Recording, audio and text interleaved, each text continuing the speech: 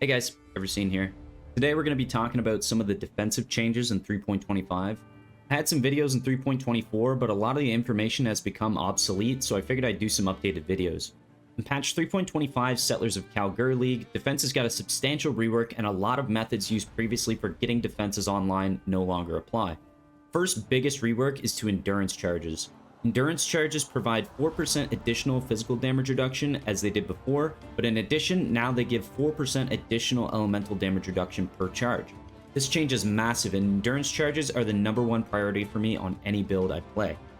Now with that being said, as you all know, as a hardcore player, I use the Eternal Damnation Amulet a lot because in the 3.24 version, it provided additional elemental damage reduction based on half of your chaos resistance, and it also had -5 to all maximum resistances. So your chaos resistance would be 70%, and half of that is 35, so we would get 35% additional elemental damage reduction. Now, if you have just the base amount of endurance charges, getting every single one on the passive tree so you can have 6, this gives us 6 times 4 is 24% additional elemental damage reduction without that maximum resistance penalty. So it's basically Eternal Damnation built into endurance charges now without the penalty. I also wouldn't use Eternal Damnation because it states now that you cannot have charges while wearing it. Now endurance charges are not readily available on every build, but there are some ways to generate them. On my Gladiator, for example, I took the Disciple of the Unyielding on the passive tree, which gives a lot of added benefits for having endurance charges. I also took the Mastery for 100% charge duration, and after you've done this, a simple Lesser Eldritch Ember will get you the modifier that states to gain an endurance charge once every 15 seconds. Our duration will be higher than that. Endurance charges have a base duration of 10 seconds, so with the 100% increased duration, you've got 20-second endurance charges. So you basically got 6 permanent endurance charges. I'm also using Enduring Cry linked with Urgent Orders for Warcry speed and more duration for the life regeneration benefit. Basically, when you use this Warcry next to a boss, you will get 5 endurance charges. This is pretty important to do in a bossing scenario since you will need a way to get maximum endurance charges without having to wait almost a minute to get 6. An example of this would be in the Black Knight fight or in any Maven invitation where you don't have charges when you join the instance.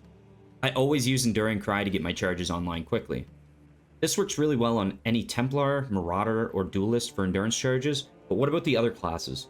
Well, let's talk about a few ways. Now, if you're on the right side of the tree, it's pretty hard to get those endurance charges on the other side of the passive tree. You might have to just settle with 3 endurance charges, maybe anointing Disciple of the Unyielding for your charge generation. Sadly though, for bossing, you're not going to get them unless you use a Warcry. One way to generate endurance charges would be to use Warlord's Mark. It states that you will 100% gain an endurance charge on a slain enemy, so this works great for mapping. Another way would be to grab Disciple of the Forbidden on the top of the tree if you were, say, a witch, and then take the Mastery for the duration. Once you have the duration buffed, you can use the Lesser Ember to get the endurance charge gained every 15 seconds that we talked about previously. The only way you could omit this Mastery is if you get the maximum tier for the Eldritch Embers, which is insanely hard to do and I don't recommend. It states you gain an endurance charge once every 10 seconds. Now, another way that a lot of builds will use is by using the tag team of Replica Badge of the Brotherhood and Ralakesh Impatience.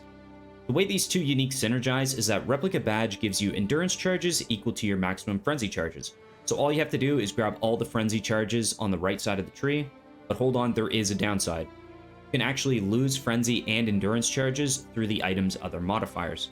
The way we combat this is to use Ralakesh Impatience, which states count as having maximum endurance, frenzy, and power charges.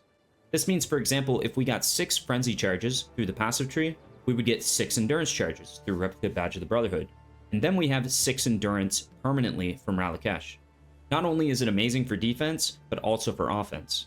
If you wanted to simplify this and not use Replica Badge, I would recommend playing a Slayer and taking Masterful Form and using Ralakesh to have your maximum charge benefit all the time. Basically, Masterful Form is a part of the Slayer Ascendancy, will give us endurance charges equal to our maximum frenzy charges that Replica Badge would have provided. Sadly, Ralakesh seems to be the best answer for any Witch, Shadow, or Ranger that wants permanent endurance charges. Alright, so now let's talk about block. Block got some insane changes. The most 2 notable are the Lucky Block from the Gladiator Ascendancy and also this Fallen Unique Shield that you can get from the Black Knight. The one thing that they both have in common is Lucky Block. We have had access to Lucky Suppression, but never Lucky Block, so this change feels amazing, especially while mapping. I played a Gladiator to level 100 in HCSSF this league, and it was one of the easiest hardcore level 100s I've ever played, aside from, say, Bone Shatter. We grabbed a Shaper Influence shield and went for the percentage life gained on block modifier. It was extremely forgiving in a mapping scenario where you're constantly being hit. Hey, I was even able to surf the waves in the pirate fight. If you're unfamiliar, Luck in Path of Exile is where the game will process two different outcomes for incoming or outgoing damage, and the one that rolls the highest will be the one that is applied. It's very good for block, and effectively we get almost 90% attack and spell block from having the luck applied. This is better seen in PoE since it won't reflect in-game. So Gladiator is amazing, but what about Svalin? This shield gives us Lucky Block and is basically the Gladiator Ascendancy in an equipable item. I've seen a lot of builds go block-based and have some insane effective hit pool numbers. Two builds that have stood out for me that are using it are Righteous Fire and also Archmage.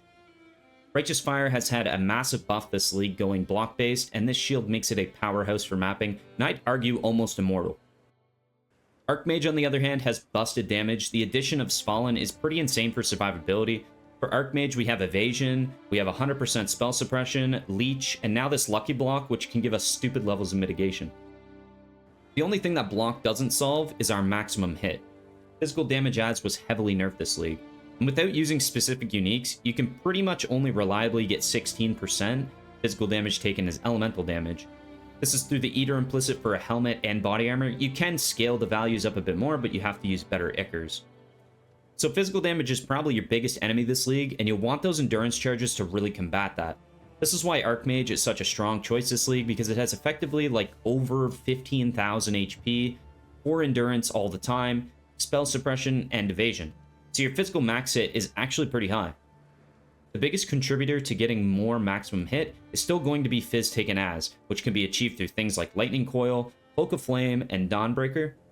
The other way is to get a massive amount of hit points. This is why a lot of Chaos Inoculation builds are popular and just popping off, because they can have a massive amount of energy shield, they also have Leech, and they can also have physical damage taken as Chaos on the Eater implicits to effectively not take any of that damage. Since they're Chaos immune, any physical damage that gets shifted to Chaos is just no damage taken. I've seen a lot of CI Lightning Strike, Splitting Steel, and Dual Strike builds. Another build I've seen is life stacking Tornado Inquisitor. And this guy right here is playing it in hardcore trade and has made quite an impressive build with a 39k max hit and over 100k elemental hits. Aside from the Progenesis, he isn't even using a guard skill, but has an insane amount of health and decent energy shield, which makes this build very tanky. Another way we can combat physical damage that I think is good for evasion block-based characters is the use of Aspect of the Crab. This is a bestiary skill that is a suffix on an item and can be added to gear almost like an Exalt through the bestiary league mechanic. It states that you can gain crab barriers every 0.5 seconds and you lose all of them when hit by physical damage. The buff grants 10 maximum crab barriers with 2% additional physical damage reduction per at level 20 and 12 max barriers at level 30 skill. Level 30 skill is obtained through the Black Morgan. This is nice for evasion block type characters since you'll be evading and blocking a ton of hits. You'll be gaining crab barriers and rarely getting hit by physical damage to wipe them all out. It works decent for bossing too if you're able to dodge mechanics efficiently and helps protect against one-shots. The only downside is that it does have a 25% mana reservation tax that you'll have to solve. Another neat interaction that I learned about through one of my viewers was the use of the Lethal Pride Jewel under the influence of Kaum. Shout out to Certes. The keystone that you'll get is Strength of Blood. This keystone is very good for Chaos Inoculation builds. Notice how it states life recovery is not applied and not energy shield recovery. Basically, we can use this keystone and still have all the benefits of our energy shield leech, but now we have an amazing buff that gives 2% additional physical damage reduction for every 3% of life recovery per second from leech. So I've got an example build here from a guildmate that did Dual Strike Trickster this league. It was a lightning based with Ephemeral Edge with a ton of energy shield. This has been a pretty popular build this league. It was also a really popular build last league. So he actually wasn't using the keystone, but his pathing here was perfectly placed for the keystone, so I decided to grab it and see what the difference is in additional physical damage reduction. Basically, from what he has currently for Life Leech, without any real investment from what I can tell, it's a 12% additional physical damage reduction, which is equal to 3 endurance charges. So it's a pretty neat keystone. Imagine if you've actually invested into more Life Leech, you could probably get even more additional physical damage reduction. Another big change for 3.25 is the nerfs to auras. Basically, what Grinding Gear did was they took power out of the auras and baked them into the new bases available to craft on. Combined with the quality changes, you can get some ridiculous numbers for defenses, and I'd argue it's even better than it was before. Being pigeonholed into Determination or Grace isn't the case anymore. You may want to run them anyway since they will give you great benefits, but I found this league I'm able to contemplate other auras that may be of more utility to me. Having the Endurance Charge change has greatly influenced me to stray away from Determination, and I haven't even equipped it once this league. Despite not doing that, my Gladiator character has about 25,000 armor without flasks up and 50k with.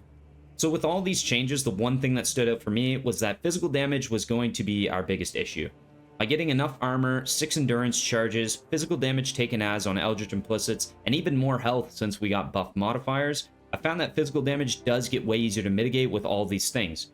However, it does force you to play and invest into these mechanics in order to feel somewhat safe. Obviously, the classic using evasion and suppression, getting 100% spell suppression just feels the same. It still feels really strong, but physical damage is something that you really want to manage. Having suppression, evasion, and endurance charges really does make you quite tanky and without the need for armor.